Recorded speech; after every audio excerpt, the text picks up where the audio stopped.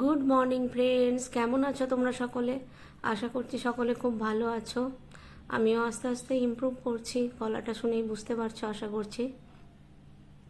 যদিও এখনও খুব একটা ক্লিয়ার হয়নি, আর কাশিটাও প্রচণ্ড হচ্ছে, তাও চলে এলাম আরও একটা নতুন ব্লগ নিয়ে। আমি সাধারণত রান্নার যে ভিডিওগুলো করি, সেই ভিডিওগুলোতে যখন রান্নাটা করি তখনই আমি ভয়েসটা দিই, কিন্তু এইটা আমি জন্মাষ্টমীর দিনে শ্যুট করেছিলাম। জন্মাষ্টমীর দিনে বাড়িতে যা যা রান্না করেছিলাম সেইগুলো শ্যুট করলেও আমি তখন ভয়েস দিতে পারিনি, কারণ তখন গলার থেকে প্রায় কোনো ভয়েস বেরোচ্ছিলই না। তাই আজকে এগুলোতে ভয়েস ওভার দিচ্ছি। তো তাই জন্য রান্নার ভিডিওতে আমার মনে হয় যখন রান্নাটা করা হয় তখনই যদি ভয়েসটা দিয়ে দেওয়া হয় তাহলে একদম প্রপার ওয়েতে রান্নার শ্যুটটা করা যায়, কিন্তু শরীরের জন্য পারলাম না, তাই এখন ভয়েস দিচ্ছি। ওই দিনে মোটামুটি জন্মাষ্টমীর পুজোটা তো মা করে দিয়েছিল, কারণ আমাদের মৃত কালা ওষুধ চলছে, তাই জন্য ওই জন্মাষ্টমীর জন্য যে একটু ঠিক মানে স্পেশালভাবে পুজো সেটা আমাদের করা চলবে না। তা মা ছিল, মা করে দিয়েছিল, তাই আমার একটা বিশাল উপকার হয়ে গেছিলো যে পুজোর দিকটা আমাকে আর দেখতেই হয়নি। আর রান্নার দিকটায় টুকটাক রান্না করেছিলাম, তার মধ্যে আমরা একটা বাড়িতে আলুর তরকারি বানাই, সেই রেসিপিটাই আজকে মেনলি তোমাদের সাথে আরও শেয়ার করব। এই যে দেখো, এখন ঘি ফোড়ন মানে ঘিয়ে গোটা জিরে আর শুকনো লঙ্কা ফোড়ন দিয়েছি, আর কিচ্ছু দেবো না, শুধুমাত্র ঘিয়ের মধ্যে গোটা জিরে শুকনো লঙ্কা ফোড়ন দিয়ে এইরকম আলুগুলোকে ডুমো ডুমো করে কেটে এবার এটাকে খুব ভালো করে কষাবো, কষিয়ে জল দিয়ে দেবো, দিয়ে সেদ্ধ হবে, আর নুন মিষ্টি, ব্যাস, আর কিচ্ছু না। কারণ আমরা এই তরকারিটা না লুচি, আলু বা রুটি এইসব হলে খুব বানাই বাড়িতে। এটা আমার মায়ের কাছ থেকে শেখা আমার একটা তরকারি, আর আমার ভীষণ পছন্দের একটা জিনিস। আর ছোলার ডাল তো বানাতেই হবে, কারণ লুচি হবে আর আমার ছেলে ছোলার ডাল পাবে না, এটা তো হতে পারে না। তাই ছোলার ডালের রেসিপিও তো ভীষণ সিম্পল করেই আমি বানাই, মানে সর্ষের তেল বা ঘি দিয়ে বানাই। যেহেতু ওই দিন ওই তরকারিটা পুরোটা ঘি দিয়ে বানিয়েছিলাম, তাই জন্য ছোলার ডালে ঘি দিইনি।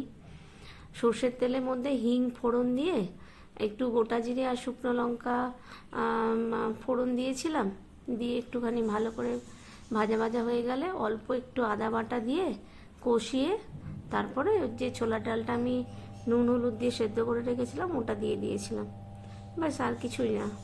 একদম মানে এবার ভালো করে ফুটিয়ে নিলে হলো। আর একটু বেশি করে একটু চিনি, মানে ছোলার ডালে চিনিটা তো একটু বেশিই যায়, একটু মিষ্টি মিষ্টি ছোলার ডালটাই বেশি খেতে ভালো লাগে, একটু চিনি, আর কিছুই না।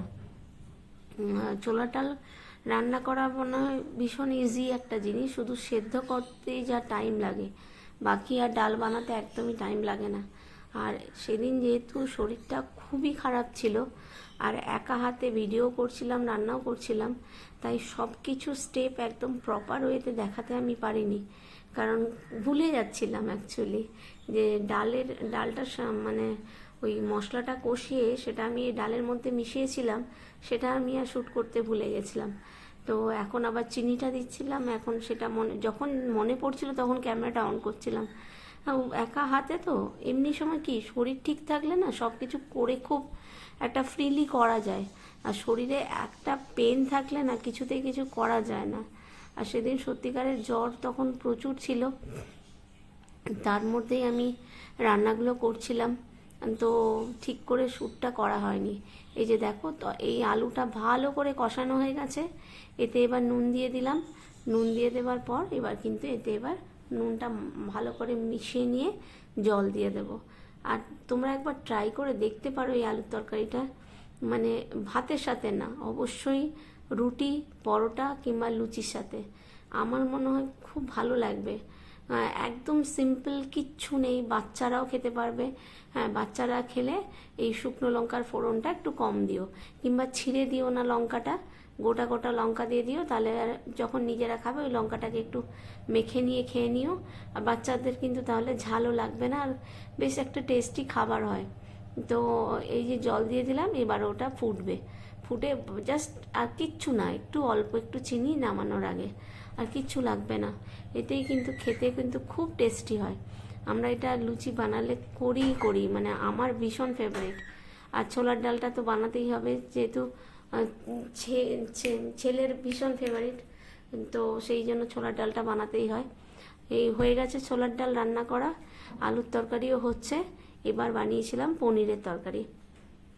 পনিরের তরকারি এমনিতে তো মানে আদা রসুন এই সমস্ত দিয়ে করলে পনিরের তরকারিতে অনেক রকম প্রিপারেশন হয়, কিন্তু সেদিন যেহেতু জন্মাষ্টমী ছিল, একদম পিওর ভেজ, তাই পনিরের তরকারিটা শুধুমাত্র আদা টমেটোকে বেটে নিয়েছিলাম। আদা টমেটো বেটে নিয়ে একটুখানি ওই গোটা জিরে ফোড়ন দিয়ে আর আদা টমেটোটাকে কষিয়ে নিয়ে করেছিলাম। খুব সিম্পল ওয়েতে আলুর তরকারি কিন্তু হয়ে গেছে। আর নামানোর আগে কিন্তু আলুগুলোকে একটু ভেঙে দেবে, তাহলে কি হবে, গ্রেভিটা বেশ একটা মাখা, মানে একটু কনসিস্টেন্সিটা গাঢ় হবে, তখন খেতে কিন্তু আরও সুন্দর লাগবে। কারণ এটাতে তো কোনো মশলাই পড়ছে না, এটার আসল টেস্টটা হবে কিন্তু ওই ঘি আর নুন মিষ্টি, এতে যে টেস্টটা আসবে সেটা দিয়ে কিন্তু এই খাবারটা খেতে খুব সুন্দর। আলুটাকে যতটা ভেঙে দেবে তত হচ্ছে গ্রেভিটা খেতে কিন্তু ভীষণ সুন্দর লাগে। এবার শুরু করছি পনিরের তরকারি। পনিরের তরকারিটাও কিছুই না, ভীষণ সিম্পল। আলু একটুখানি নিয়েছিলাম, একদম অল্প একটু আলু নিয়েছিলাম, আর একটু পনির নিয়েছি। দুটোকেই আলাদা আলাদা করে আগে ভালো করে লাল লাল করে একটু ভেজে নিয়েছিলাম। ভেজে নিয়ে এবার ওই কড়ার মধ্যে ওই সেম তেলে একটুখানি গোটা জিরে ফোড়ন দিয়ে তাতে আদা আর টমেটোটাকে পেস্ট করে নিয়েছিলাম আগে থেকে। আদা টমেটোটাকে ভালো করে কষিয়ে সেই কষানো মশলার মধ্যে আবার ওই এই পনিরটা আর আলুটা দিয়ে দিয়েছিলাম, দিয়ে কষানো। মেনলি কিন্তু নিরামিষ তরকারিতে যেটা হয় সেটা হচ্ছে কষানো। তুমি কতটা কষাচ্ছ, কারণ মশলা তো খুব কম পড়ে না নিরামিষ তরকারিতে, তাই জন্য ওই তোমার হাতের কষানোর উপরে নির্ভর করছে। তুমি যত কষাবে তত তরকারির টেস্ট কিন্তু সুন্দর হবে। এই যে পনিরগুলোকে মোটামুটি ভাজা হয়ে গেছে, এবার পনিরগুলোকে তুলে নিচ্ছি। তুলে নিয়ে ওই তেলে আলুগুলোকেও ভেজে নেব। তো মোটামুটি ওই 3টে তরকারি আমি করে নিয়েছিলাম, আর সুজিটা শিল্পী বানিয়ে দিয়েছিল, কারণ আমি আর পারছিলাম না বানাতে, আমার শরীরটা খুবই খারাপ করছিল, তাই জন্য সুজিটা শিল্পী বানিয়ে দিয়েছিল। আর আমি পনিরের তরকারি, আলুর তরকারি আর ছোলার ডালটা বানিয়ে নিয়েছিলাম। এই আমাদের মোটামুটি জন্মাষ্টমীতে যা যা আমরা খাবার তৈরি করেছিলাম সেগুলোই আমি তোমাদের কাছে দেখালাম। কিন্তু ওই যে বললাম, প্রপার ওয়েতে ভিডিওটা শ্যুট করতে পারিনি, কখনো কখনো কোনো স্টেপ বাদ চলে গেছে। এই যে আলুগুলোকে এবার দিয়ে দিয়েছি, আলুগুলোকে এবার ভালো করে একটু ভেজে নেব। ভেজে নিয়ে তুলে নিয়ে তারপর মশলার মধ্যে কষাবো। আর ওই টমেটো আদা বাটার সাথে কিন্তু আমি আর জিরে গুঁড়ো দিইনি, কারণ গোটা জিরে ফোড়ন দিয়েছিলাম। অল্প একটু মানে কাশ্মীরি লঙ্কার গুঁড়ো দিয়েছিলাম রঙটা আনার জন্য, আর কিন্তু কোনো রকম, আর একটু হলুদ গুঁড়ো, আর কিছুই দিইনি। এই দিয়েই বানিয়েছিলাম পনির দিয়ে আলু দিয়ে তরকারিটা। খেতে কিন্তু খুব ভালো হয়েছিল, সবাই বলেছিল যে পনিরের তরকারিটা খুব ভালো হয়েছে। মানে মোটামুটি সব তরকারি ভালো হয়েছে, কারণ আমি ছোলার ডাল বা পনিরের তরকারি কিছুই খাইনি, আমি আলুর তরকারি দিয়ে খেয়েছিলাম, কিন্তু সবাই বলছিল ভালো হয়েছে সবাই, কারণ মা বাপি বাবু সবাই ছিল, তারপর আমার হাজব্যান্ডও রাতে এসে খেয়েছে, তো ভালোই হয়েছিল। তো এই ছিল মোটামুটি জন্মাষ্টমীর দিনের যতটুকু মানে প্রিপারেশন করেছিলাম সেইটুকুই তোমাদের সামনে নিয়ে এলাম। খুবই সামান্য আয়োজন বলতে পারো, শরীরে যতটুকু পেরেছি ততটুকুই বানিয়েছি। তো যদি তোমাদের এই রান্নাগুলোর মধ্যে কোনোটাও ভালো লেগে থাকে তাহলে অবশ্যই কিন্তু ট্রাই করতে পারো। স্পেশালি আমি রিকোয়েস্ট করব, আলুর তরকারিটা কিন্তু একবার অবশ্যই ট্রাই করো, কারণ এটা আমার মায়ের রেসিপি, আর মায়েদের রেসিপি কিন্তু কখনো খারাপ হয় না। সবসময় মায়েদের রেসিপিতে মায়েদের যদিও হাতের একটা টাচ থাকে, কিন্তু তবুও জিনিস কিন্তু দারুণ হয়।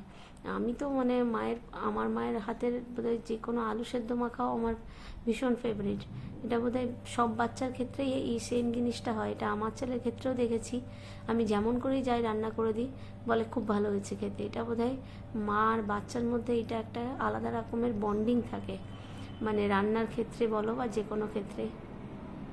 তো যদি আজকের এই ভিডিওটা যদি তোমাদের ভালো লেগে থাকে তাহলে তোমরা অবশ্যই লাইক করো, কমেন্ট করো, শেয়ার করো।